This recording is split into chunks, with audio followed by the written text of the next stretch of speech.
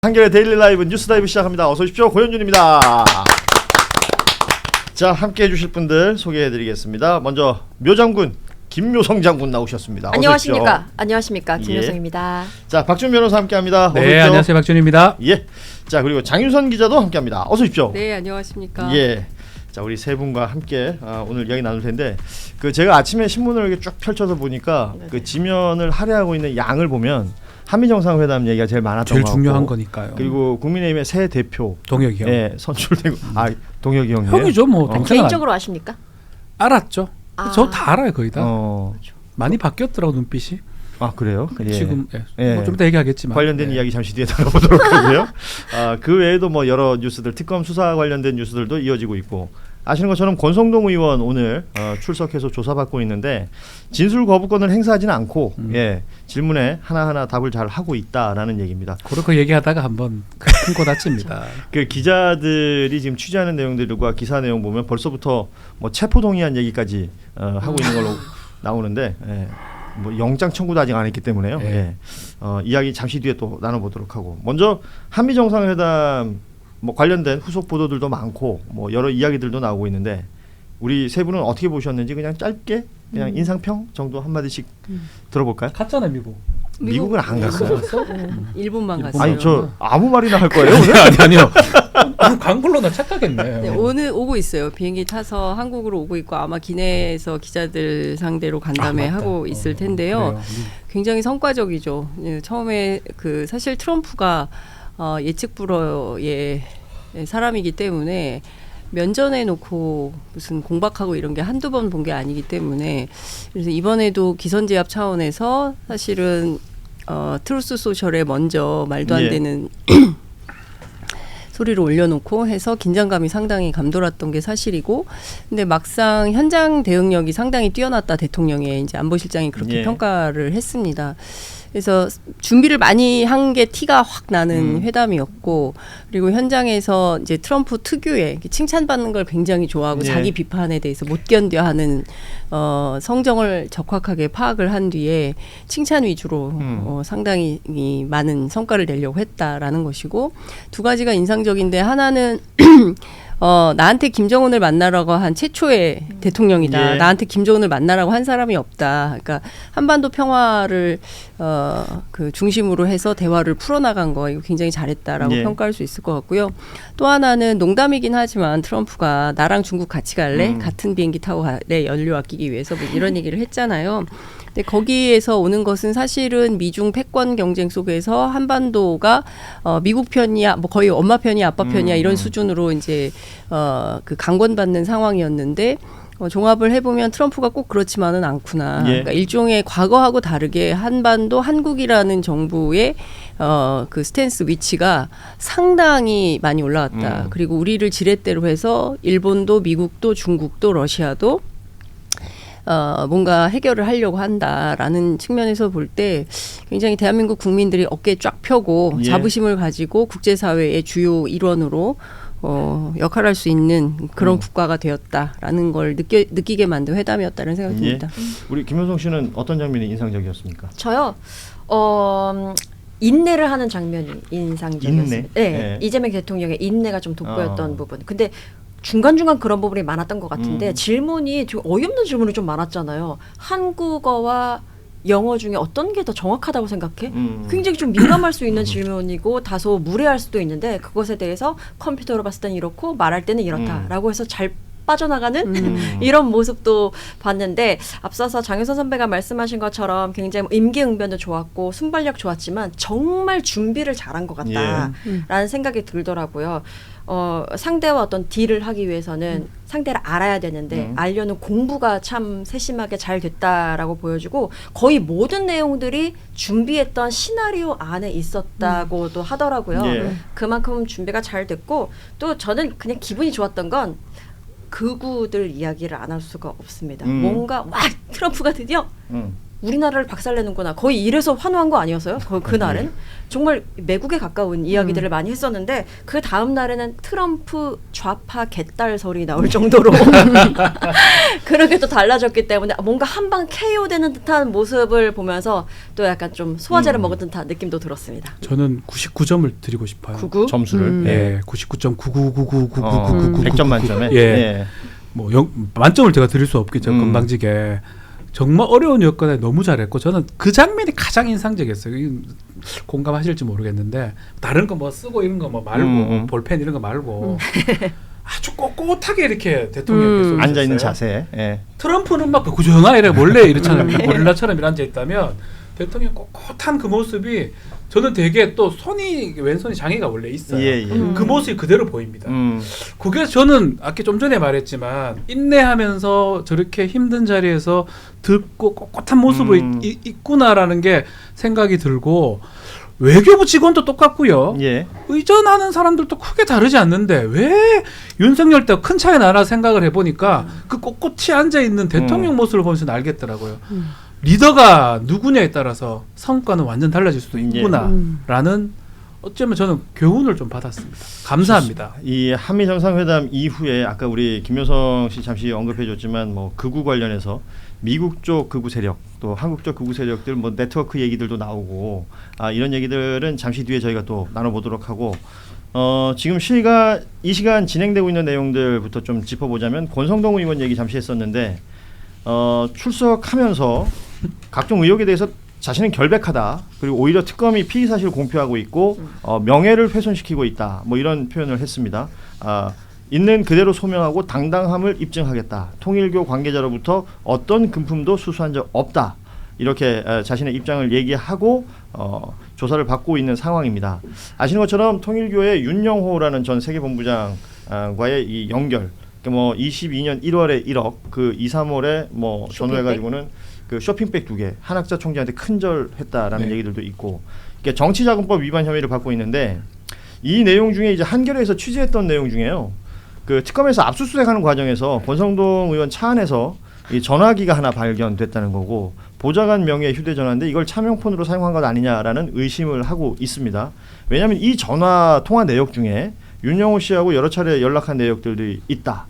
그 왜 JTBC 보도였나요? 그 택배 기사분하고 네, 통화했던 내용들이 나오면서 뭐 조사받고 나오면 좀 연락 좀 해달라 뭐 이런 얘기들 했던 내용들이 알려지기도 했었는데 이게 통화가 시작된 시점이 작년 12월 중순이란 말이죠. 비상계엄 이후의 상황이었습니다. 이 내용을 보시고는 어떤 그 해석을 할 수 있을까요?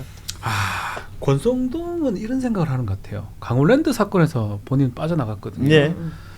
수사기관이 엉성하게 수사를 해서 기소를 하면 유죄 받기가 어렵습니다. 본인도 검사 출신이기도 하고 그런 어떤 자신감이 좀 있는 것 같아요. 예.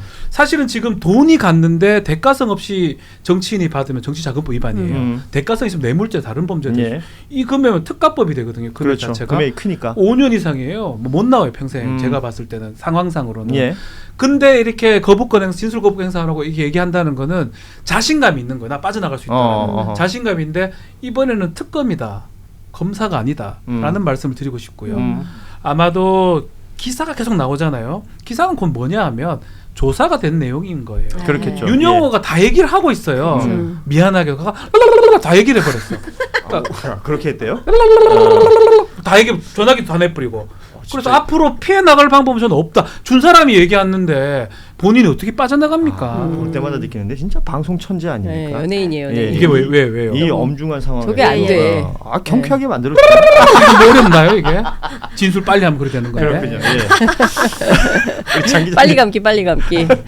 박지훈 변호사 쳐다보느라고 모든 걸 잊어버렸는데. 근데 그 권성동 의원은 아마 지금 제기된 이슈 이외의 다른 이슈도 꽤 많은 걸로 알고 있어요. 그리고 기자들 사이에 취재되고 있는 또 다른 업체 문제가 또 있는 걸로 압니다. 골프와 연관된 뭐 이런 내용도 있고요.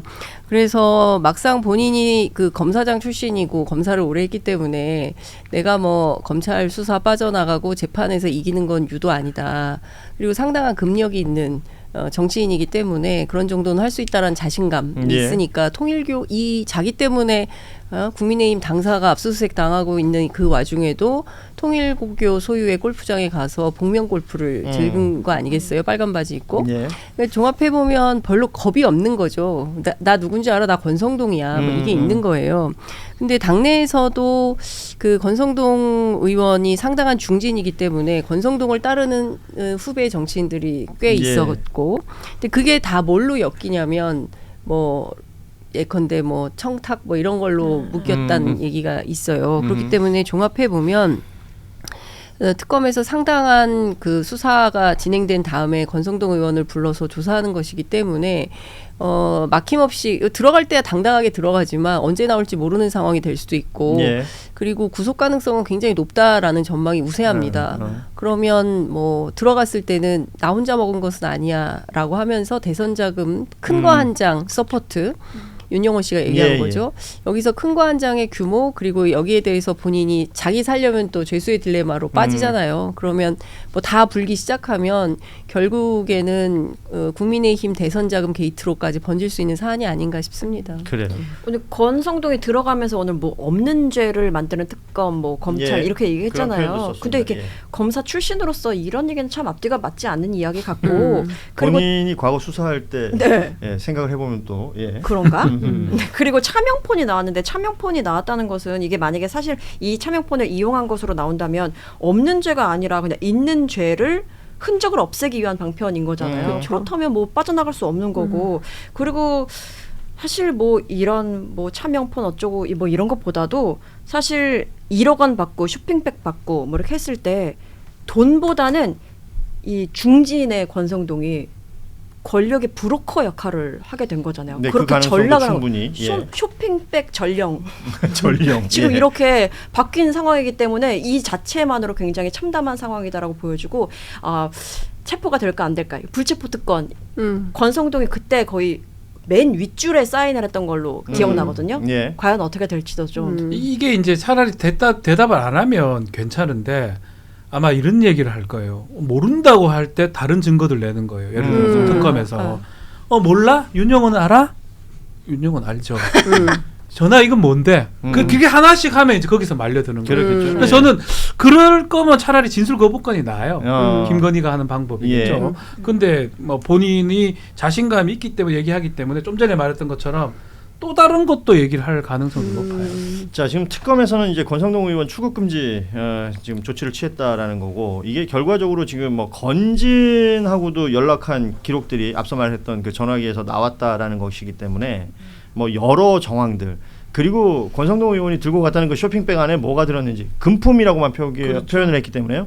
그런 돈이나 이런 금품들이 대선 자금으로 쓰였다면 그러면 이제 뭐 큰 게이트로 가는 거예요. 그렇습니다. 그러면 그때 당시에 선거 자체의 결과를 부정할 수밖에 없게 되는 거기 때문에 그게 가장 두려울 건데 거죠. 국민의힘 입장에서는 권성동이 저거 말 안 하는 게 낫거든요. 차라리 말을 던져버리면 주워 담지 못하는 거고 출국금지는 그 얘기예요. 우리가 출국금지 쉽게 볼 게 아닌 게 출국금지를 한다는 거는 구속 가능성이 있다고 보면 돼요. 출국금지를 한다는 거 보도된 거는 너는 좀 있으면 구속영장 청구된다라고 이해하면 될 것 같고 전성배도 지금 문제가 되고 전성배 구속됐잖아요. 많이 불었을 겁니다. 벌써. 가면 다 불어요. 지가 살아야 되니까. 그거 다 또 맞춰야 됩니다. 전성배 거하고 맞춰야 되죠. 윤영호 거하고 맞춰야 되죠. 그러니까 전성배랑 통화했던 기록도 있는 게 지금 이런 걸 다 대비해가지고 말 맞추기가 있었던 거 아니냐라고 볼 수 있죠. 그러니까 이 사람들이 다 한 팀이에요. 통일교. 맞아. 전성배 그다음에 윤영호. 권성동, 윤영호 이 사람들이 함께 모의를 또는 뭔가를 도모했던 그렇죠. 도모해서 아니 그 국민의힘 대선 후보 지원도 하고 선거 비용도 대주고 그리고 뭐 필요한 청탁도 하고 대통령 당선된 다음에 직접 만났다는 거잖아요. 윤영호 씨가 본인 주장으로 그 독대할 때에 뭐 중간 다리를 놔줬던 게 권성동 의원이다 이런 의혹들도 있는 거니까.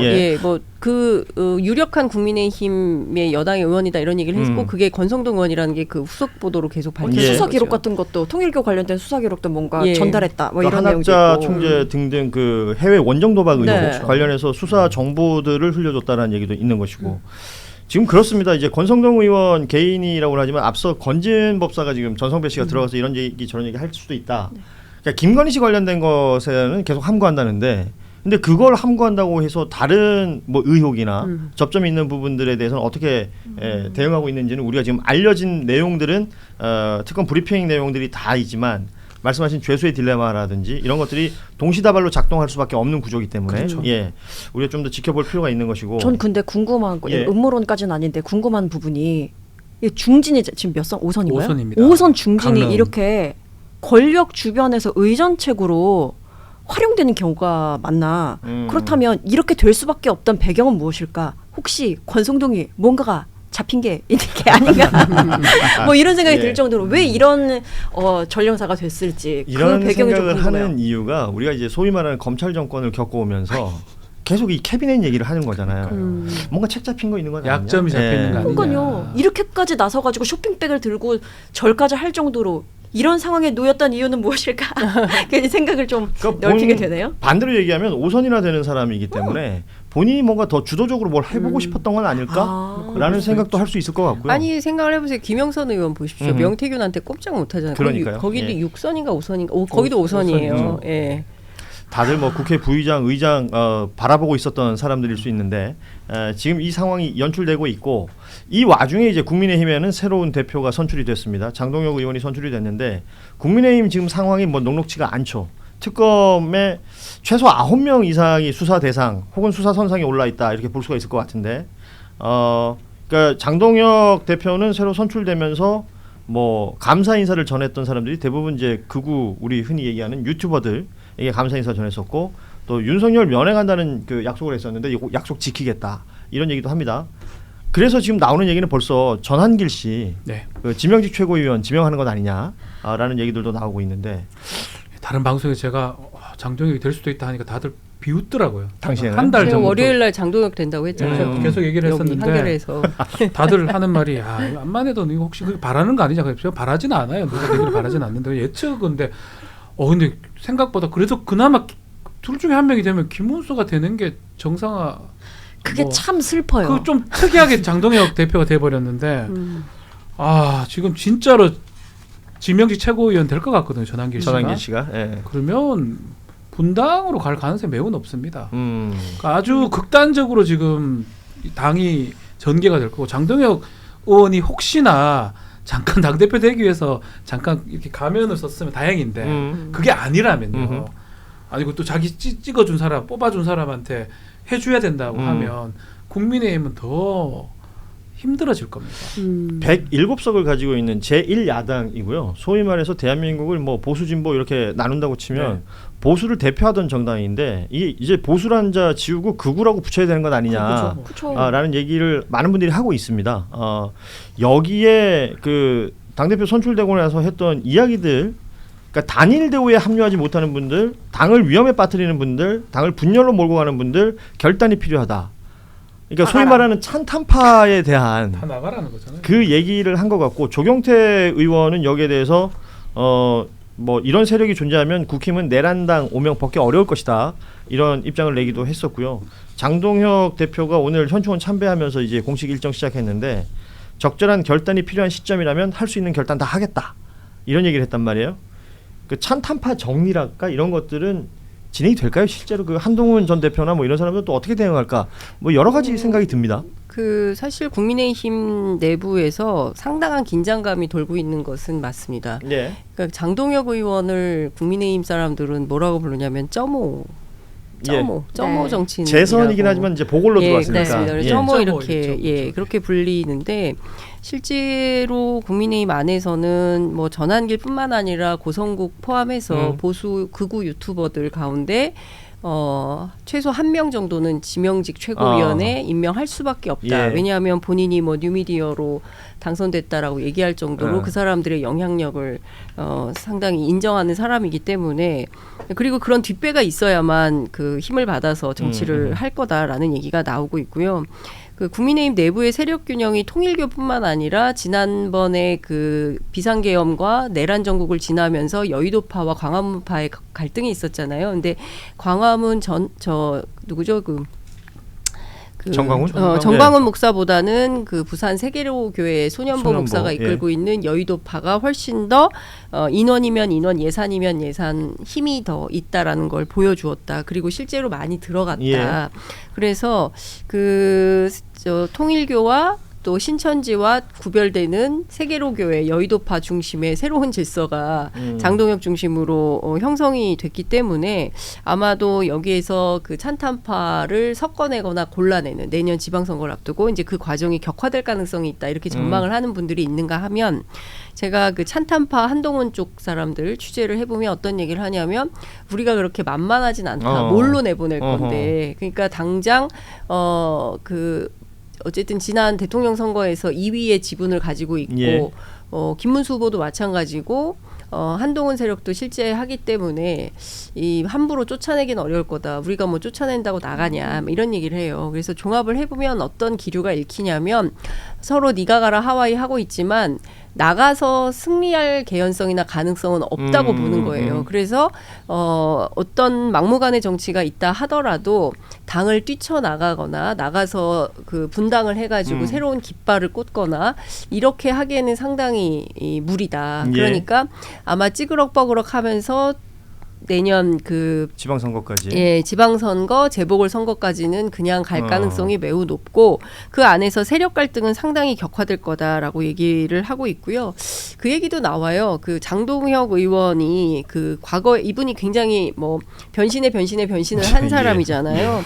지금은 사실 언더 찐윤들한테 상당한 그 후원을 받고 있는 사람이기 때문에 이제 겉에 이렇게 세워 있지만 뒤에서는 사실 이 정치는 언더찐윤들이 하는 거다. 이제 이렇게 봐야 된다라는 얘기를 많이 하고 있습니다.